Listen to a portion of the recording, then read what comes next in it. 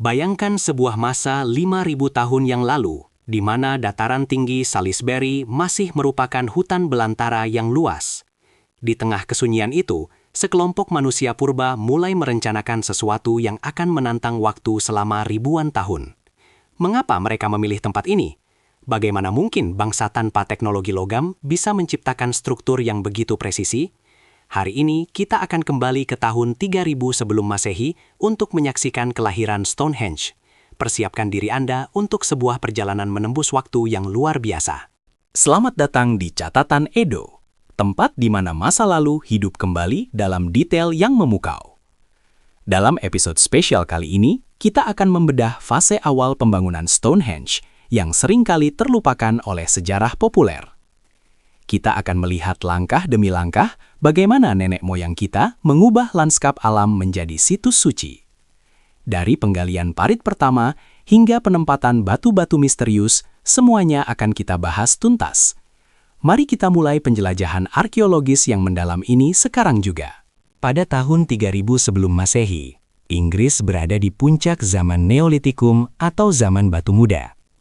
Masyarakat pada masa itu bukan lagi sekadar pemburu pengumpul, melainkan petani yang mulai menetap dan memiliki struktur sosial yang kompleks. Mereka memiliki pemahaman yang mendalam tentang alam, peredaran musim, dan pergerakan benda-benda langit. Tanah di sekitar Salisbury Plain dianggap memiliki makna spiritual yang sangat tinggi bagi mereka. Inilah latar belakang sebelum batu pertama diletakkan di tempatnya yang abadi. Pembangunan awal Stonehenge dimulai bukan dengan batu raksasa yang kita lihat sekarang, melainkan dengan sebuah pekerjaan tanah yang masif. Mereka membuat apa yang disebut sebagai henge, yaitu sebuah parit melingkar yang sangat besar. Parit ini memiliki diameter sekitar 110 meter, dengan tanggul di bagian dalam dan luarnya. Mengingat alat yang mereka miliki sangat terbatas, skala proyek ini benar-benar mencengangkan bagi siapapun yang melihatnya. Ini adalah bukti pertama dari dedikasi luar biasa masyarakat kuno terhadap visi mereka. Alat yang mereka gunakan untuk menggali parit raksasa ini adalah sesuatu yang sangat sederhana namun efektif, tanduk rusa merah. Ribuan tanduk ditemukan oleh para arkeolog di dasar parit, menunjukkan bahwa alat ini digunakan sebagai beliung untuk memecah lapisan kapur yang keras. Bayangkan kerja keras yang harus dilakukan, memukul tanah lapis demi lapis hanya dengan kekuatan tangan. Tidak ada mesin, tidak ada bantuan hewan besar, hanya kekuatan otot manusia dan kemauan yang keras. Setiap inci penggalian adalah pengorbanan keringat dan waktu yang luar biasa. Setelah parit selesai digali, tanah dan kapur hasil galian ditumpuk untuk membentuk tanggul yang tinggi. Di bawah sinar matahari, tanggul kapur putih ini akan bersinar dengan sangat terang, terlihat dari jarak bermil-mil jauhnya. Ini memberikan efek visual yang dramatis pada lanskap hijau Inggris yang monoton. Stonehenge awal bukan hanya sebuah situs ritual, tapi juga sebuah pernyataan visual yang megah. Monumen ini dirancang untuk mendominasi pandangan siapapun yang mendekatinya, memberikan kesan kekuasaan dan kesakralan. Di dalam lingkaran parit ini, terdapat 56 lubang yang dikenal sebagai Aubrey Holes, dinamai sesuai dengan penemunya, John Aubrey. Lubang-lubang ini adalah salah satu bagian paling misterius dari fase awal Stonehenge. Selama bertahun-tahun, para ahli berdebat tentang fungsi utama dari lubang-lubang yang disusun secara simetris ini. Apakah mereka tempat berdirinya tiang kayu, ataukah mereka memiliki fungsi yang lebih gelap? Penemuan terbaru memberikan petunjuk yang mengubah pemahaman kita tentang situs ini selamanya. Arkeologi modern mengungkapkan bahwa Aubrey Holes digunakan sebagai tempat kremasi dan penguburan. Sisa-sisa manusia yang ditemukan di sana menunjukkan bahwa Stonehenge pada awalnya berfungsi sebagai pemakaman besar. Namun ini bukan sembarang pemakaman. Ini adalah tempat peristirahatan terakhir bagi mereka yang memiliki status sosial tinggi. Analisis isotop menunjukkan bahwa banyak dari mereka yang dikuburkan di sini tidak berasal dari daerah setempat. Mereka datang dari jauh, mungkin untuk melakukan ziarah terakhir ke situs suci ini. Selain lubang-lubang tersebut, terdapat 2 batu tegak yang diletakkan di pintu masuk timur laut parit. Salah satu yang paling terkenal adalah Hill Stone, sebuah batu pasir alami yang belum dipahat yang berdiri di luar jalur masuk utama. Batu ini memiliki peran krusial dalam fungsi astronomi Stonehenge yang akan berkembang nantinya. Kehadirannya menunjukkan bahwa sejak awal, para pembangun sudah sangat memperhatikan posisi matahari. Ini bukanlah pembangunan yang acak, melainkan sebuah desain yang sangat terukur. Meskipun kita sering membayangkan Stonehenge sebagai monumen batu, bukti menunjukkan bahwa kayu juga memainkan peran penting. Di dalam area parit, ditemukan jejak lubang tiang kayu yang menunjukkan adanya struktur bangunan atau pagar kayu. Kayu-kayu ini mungkin melambangkan kehidupan, sementara batu yang datang kemudian melambangkan keabadian leluhur. Kontras antara material organik yang bisa membusuk dan batu yang bertahan selamanya memberikan dimensi filosofis yang dalam pada konstruksi awal ini. Ini adalah dialog antara yang fana dan yang abadi. Lalu, siapa sebenarnya orang-orang yang membangun ini? Mereka adalah masyarakat yang sangat terorganisir dengan kepemimpinan yang kuat. Membangun sesuatu sebesar ini membutuhkan koordinasi ratusan orang dalam jangka waktu yang lama. Mereka harus menyediakan makanan, tempat tinggal, dan alat bagi para pekerja. Ini membuktikan bahwa pada tahun 3000 SM, masyarakat Inggris sudah memiliki sistem pemerintahan atau kepemimpinan religius yang mampu menggerakkan massa untuk tujuan bersama yang melampaui kebutuhan dasar hidup. Salah satu pencapaian paling menakjubkan dari fase pertama ini adalah orientasi monumen terhadap matahari terbit di titik balik matahari musim panas. Para pembangun awal sudah menyadari bahwa pada hari terpanjang dalam setahun, matahari akan terbit tepat di posisi tertentu. Dengan menyejajarkan pintu masuk dengan fenomena langit ini, mereka menciptakan jam raksasa dan kalender suci. Hal ini memungkinkan mereka untuk memprediksi pergantian musim, yang sangat vital bagi keberhasilan pertanian dan kelangsungan hidup komunitas mereka. Namun, misteri terbesar muncul sekitar tahun 2900 SM, ketika batu-batu kecil yang dikenal sebagai Blue Stones mulai berdatangan. Batu-batu ini tidak berasal dari sekitar Salisbury, melainkan dari perbukitan Preseli di Wales yang berjarak lebih dari 200 km. Bagaimana mungkin manusia zaman batu memindahkan puluhan batu seberat 2 hingga 4 ton melintasi gunung, sungai, dan laut? Pertanyaan ini telah membingungkan para peneliti selama berabad-abad dan memunculkan berbagai teori yang sangat menarik. Beberapa teori menyarankan bahwa batu-batu tersebut diangkut menggunakan rakit menyusuri pantai Wales dan kemudian melalui sungai-sungai di Inggris. Teori lain mengusulkan penggunaan kereta luncur kayu yang ditarik di atas rol kayu melintasi daratan. Bayangkan logistik yang harus disiapkan untuk perjalanan sejauh itu. Setiap batu mewakili upaya kolektif yang tak terbayangkan. Mengapa mereka tidak menggunakan batu lokal saja? Mengapa harus batu dari Wales? Jawabannya mungkin terletak pada sifat magis atau penyembuhan yang diyakini dimiliki oleh batu-batu biru tersebut. Penelitian terbaru menunjukkan bahwa beberapa batu ini mungkin sudah menjadi bagian dari lingkaran batu lain di Wales sebelum dipindahkan ke Stonehenge. Ini seperti membawa warisan suci dari satu tempat ke tempat lain untuk membangun identitas baru. Perpindahan batu-batu ini menandai transisi Stonehenge dari sekedar pekerjaan tanah menjadi monumen batu yang megah. Ini adalah bukti adanya hubungan budaya yang luas antara berbagai suku di Kepulauan Inggris pada masa itu. Mereka tidak terisolasi, melainkan saling terhubung secara spiritual. Selama fase ini, Stonehenge bukan hanya tempat yang statis. Ia terus berevolusi seiring dengan perubahan keyakinan masyarakatnya. Penempatan Blue Stones di dalam Aubrey Holes menunjukkan bahwa situs ini semakin penting sebagai pusat spiritual. Setiap generasi menambahkan sesuatu yang baru, menghormati apa yang sudah dibangun sebelumnya sambil menyesuaikannya dengan kebutuhan zaman mereka. Ini adalah proyek berkelanjutan yang melibatkan dedikasi antar generasi, sesuatu yang jarang kita lihat dalam proyek konstruksi modern saat ini. Mari kita bahas aspek sosialnya. Pekerjaan di Stonehenge kemungkinan besar dilakukan selama musim-musim tertentu, mungkin setelah masa panen selesai.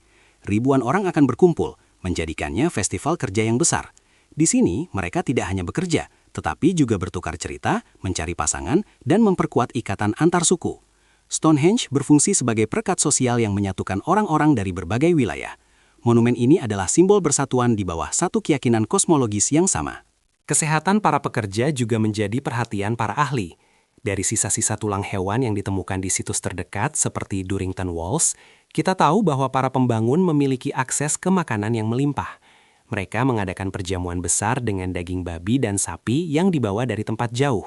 Ini menunjukkan bahwa ada sistem pendukung logistik yang sangat maju untuk menopang tenaga kerja yang besar ini. Pembangunan Stonehenge didukung oleh ekonomi agraris yang stabil dan surplus pangan yang memadai. Situs Stonehenge pada tahun 3000 SM juga sangat dipengaruhi oleh lanskap di sekitarnya. Ada jalan setapak kuno yang disebut The Avenue yang menghubungkan situs ini dengan Sungai Avon. Avenue ini tidak lurus sempurna, tetapi mengikuti kontur tanah yang terbentuk secara alami oleh zaman es yang kebetulan selaras dengan posisi matahari. Manusia purba melihat fenomena alam ini sebagai tanda suci dari para dewa. Bagi mereka, lanskap Salisbury Plain adalah tempat di mana bumi dan langit bertemu secara harmonis. Keakuratan astronomi di Stonehenge bukan hanya soal matahari.